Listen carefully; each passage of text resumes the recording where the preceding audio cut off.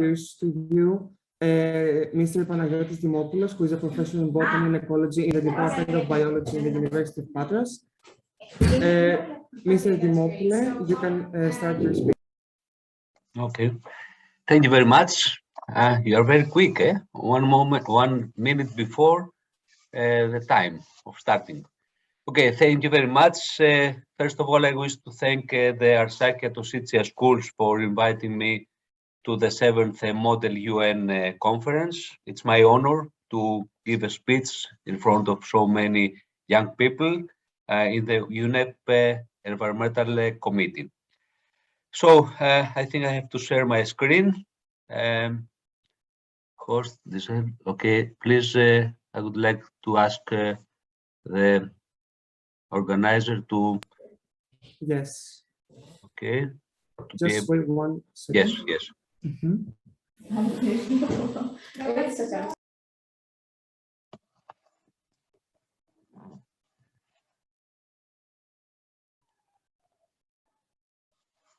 Is it possible now? No? Just wait 1 second. Yeah.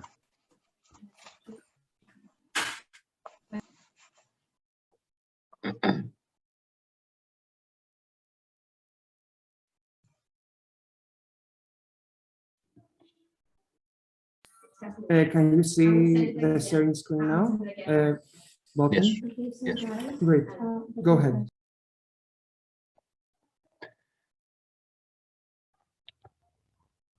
Okay, now? Yes. Okay. I think my talk is related on the technology and its contribution to the sustainable development. But before I start talking about the technology and the sustainable development, I would like to share with you something which I'm sure that you know, but I liked it so much, this dinosaur message from the UN on fossil fuel. It is only 2 minutes, and I would like to see this.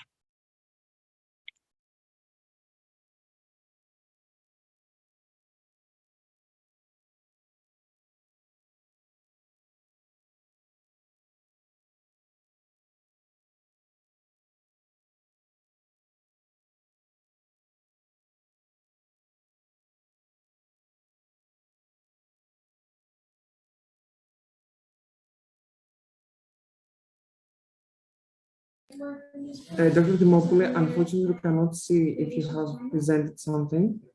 Can hear you? We cannot see if you are presenting the video right now. Can you talk? Since we have already seen the video in the opening ceremony, I think that you can skip this to avoid any technical difficulties.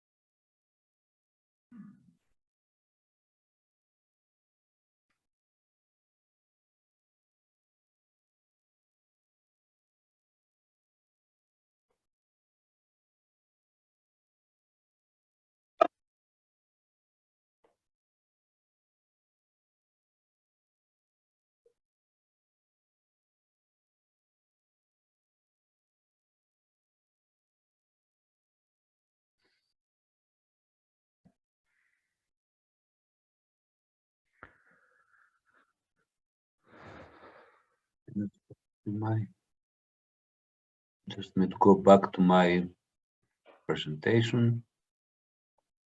Oh.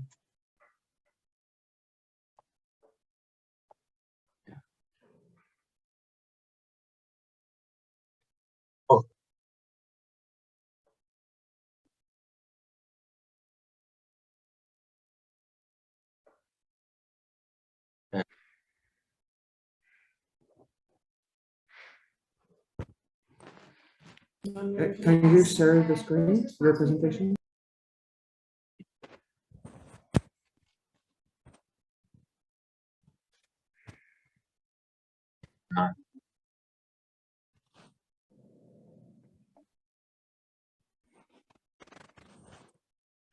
Sorry for this. No.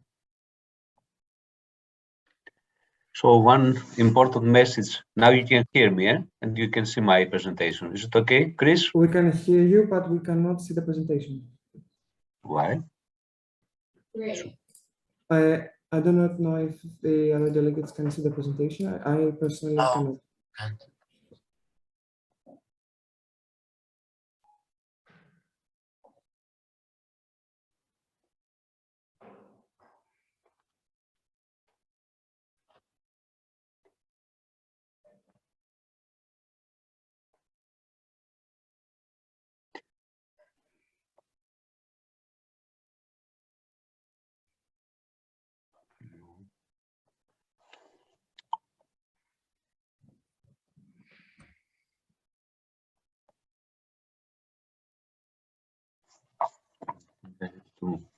Is everything okay?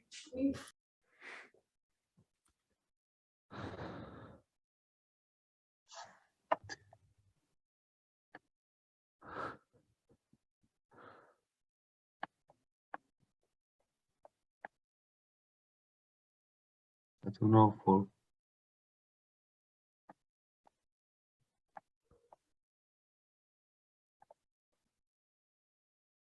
Is it okay now? Okay. Yes, yes, we can see. Yes, yes. I'm so sorry for this. I had to know this. Don't worry, don't worry. Okay. One important message is that I would like to address to all of you is that the world spends about $423 million every year to subsidize fossil fuels for consumers, and this is 4 times more than the money that the world spends to help poor countries to tackle global warming. So for me, it is an important message that everybody should take it. Let's now move to our talk about the pillars of sustainability. I think that you all know that the 4 pillars of sustainability and are in reality an important tool for helping defining a complete view of sustainability. So we have the types of sustainability, which is human sustainability, social, economic, and environmental sustainability. What we should keep from these 4 pillars of sustainability is that these 4 pillars need all to be strong in order that the sustainability is to be delivered. So we need a balance between these 4 dimensions of sustainability.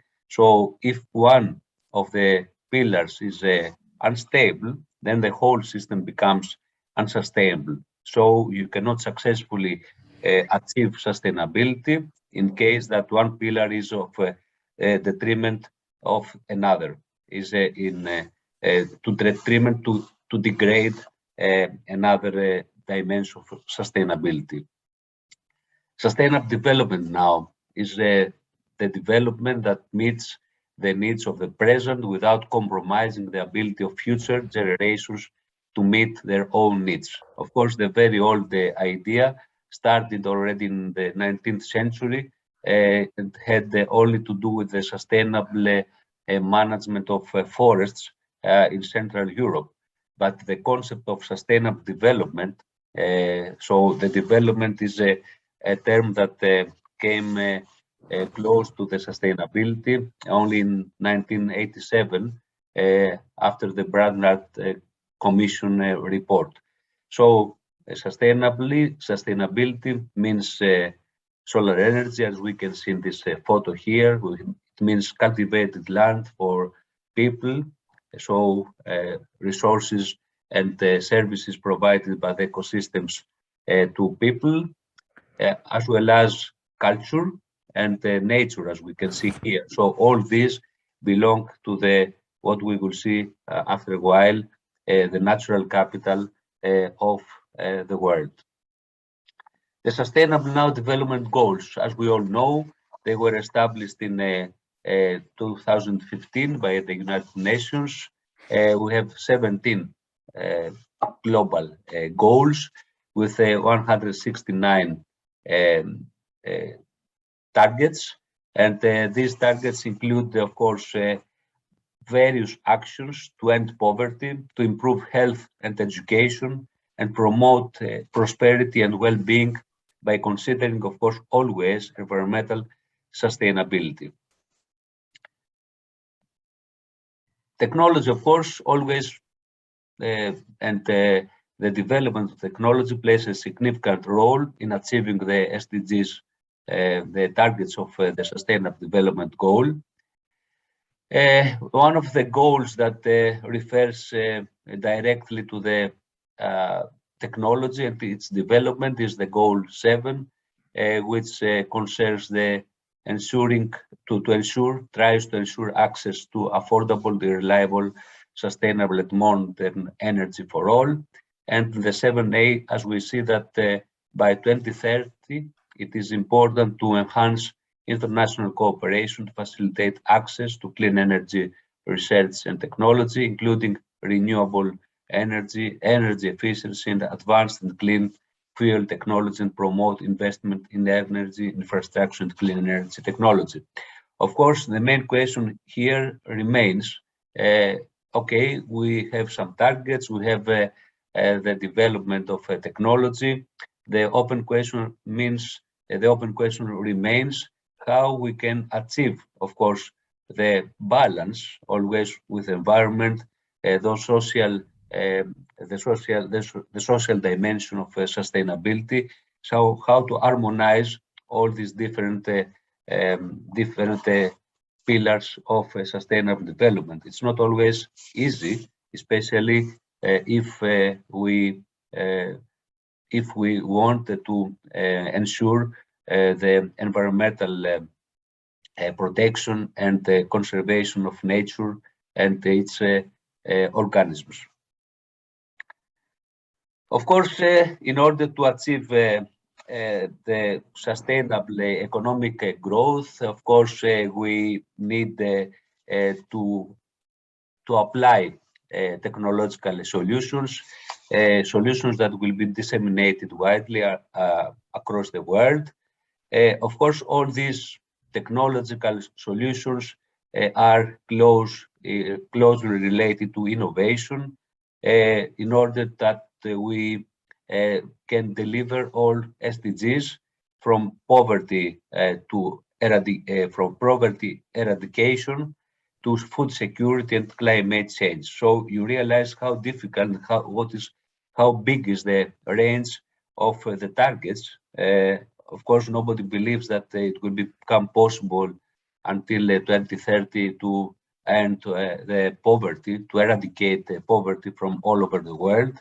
At least they will have to take measures and take actions in order to reduce the gaps between the developed and the developing countries. But you realize how difficult it is also to achieve the target of climate change tackling and global warming phenomena. So what is needed in order to accelerate appropriate and sustainable technology development? We need strong collaboration in private and public partnership. We need, of course, in order to achieve sustainable economic growth, we need changes to become possible in business processes. So industries need to shift to more energy and resource efficiency with minimum waste. Of course, all these are also related to what is now a practice in what is now a deal in Europe, the European Green Deal.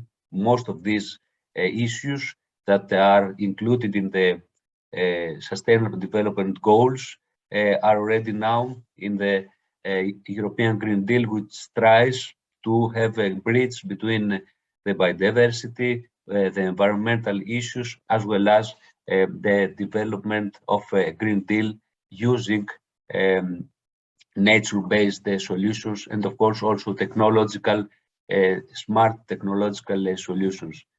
And of course the information and communication technology, which is already used to enhance productivity, increase quality education, ensure healthy lives for everyone.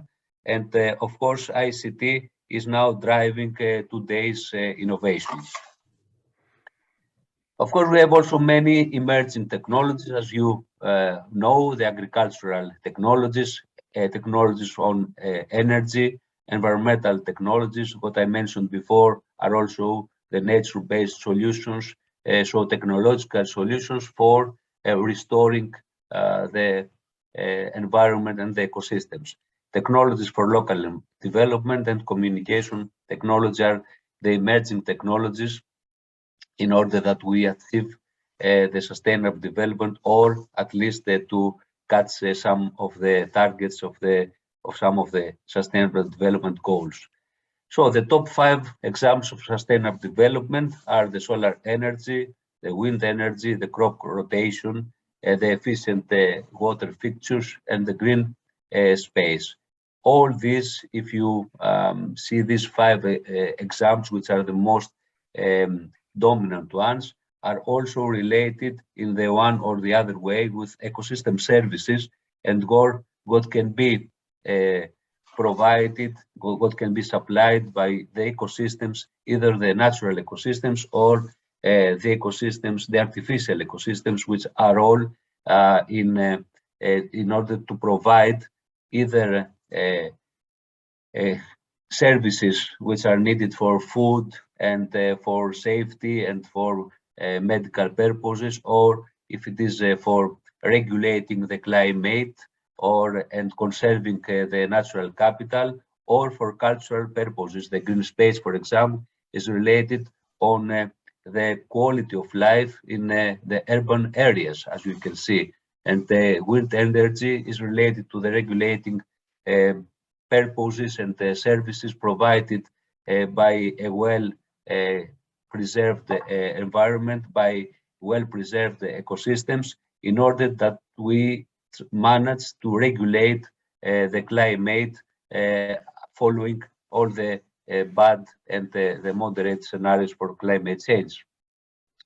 We have also a new term now, which is the sustainable technology, which is an umbrella term that describes innovation that considers natural resources and fosters economic and social development. So we see that always sustainability is now added to the technology, to the development.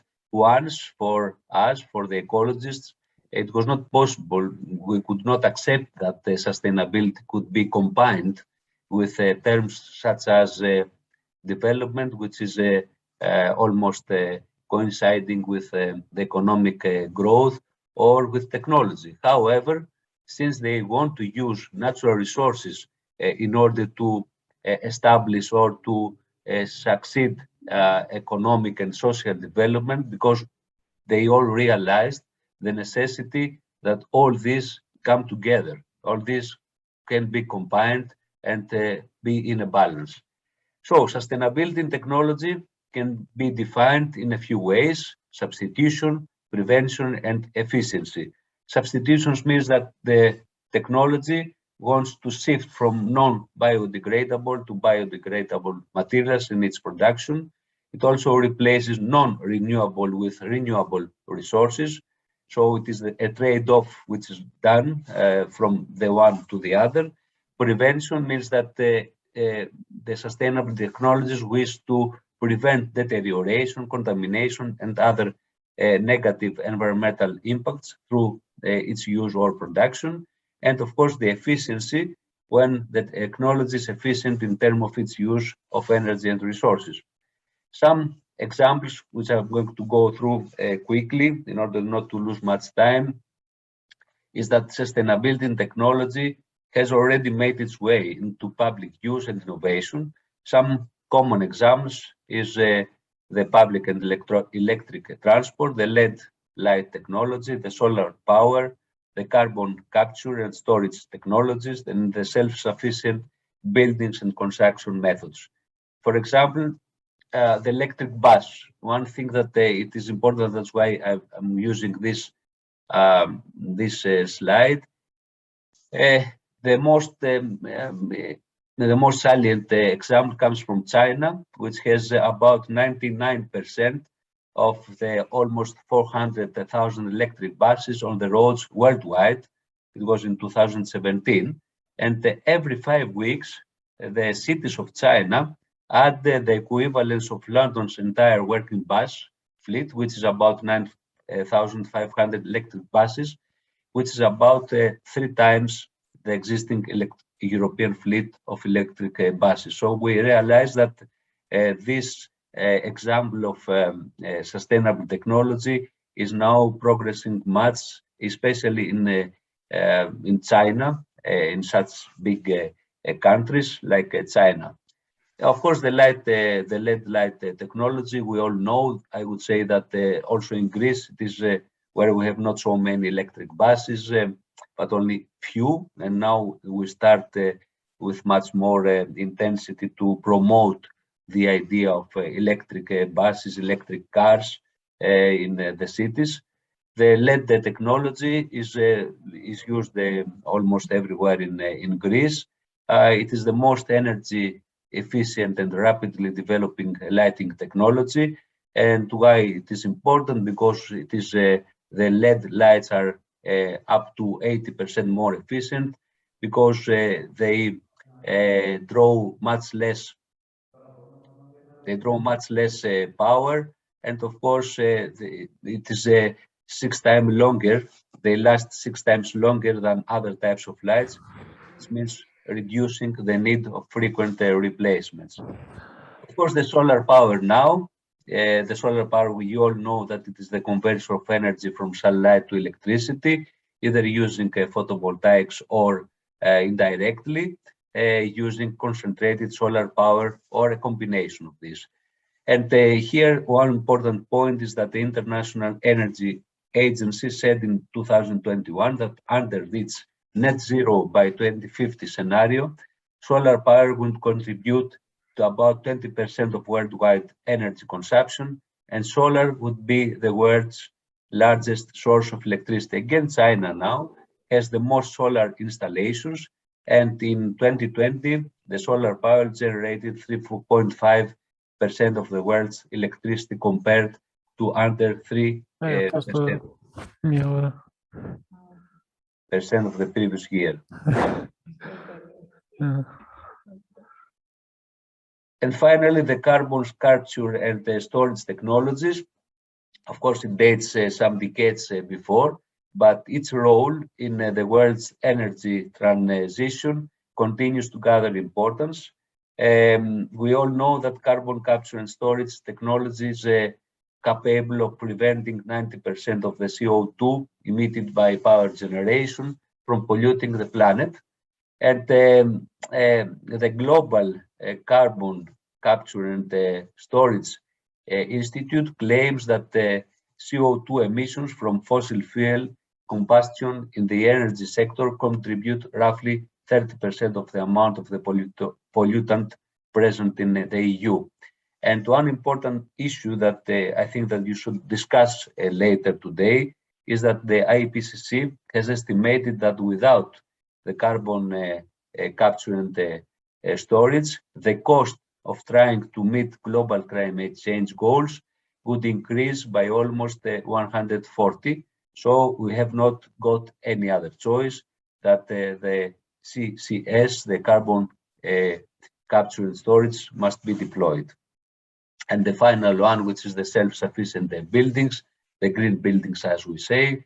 And I liked very much what Philippe Palfrey has said. All I want is to stand in a field and to smell green, to taste air, to feel the earth want me, without all this concrete hating me.